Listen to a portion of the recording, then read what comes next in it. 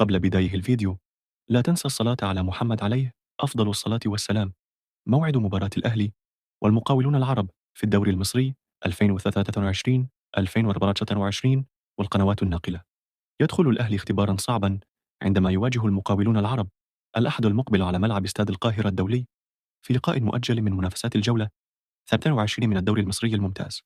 ويسير الأهلي بخطوات ثابتة نحو الاحتفاظ بلقب الدوري الممتاز، حيث حقق 18 انتصارا على التوالي منذ آخر هزيمة له أمام الزمالك، ليتصدر جدول الترتيب برصيد 75 نقطة بفارق 5 نقاط عن بيراميدز، علما بأن الأحمر لعب مباراتين أقل.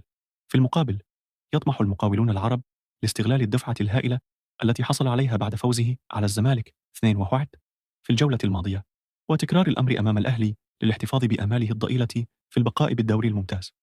ويحتل المقاولون المركز 17 والمؤدي إلى الهبوط لدوري الدرجة الثانية، حيث يمتلك 24 نقطة فقط، ويحتاج إلى الفوز في جميع مبارياته المقبلة للبقاء وانتظار تعثر منافسيه.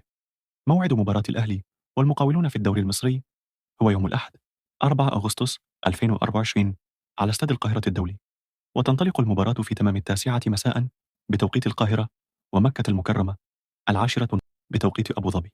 تمتلك قنوات أون تايم سبورتس حقوق بث مباراة الأهلى والمقاولون في الدوري المصري، وسيتم نقل المباراة على قناة أون تايم سبورتس.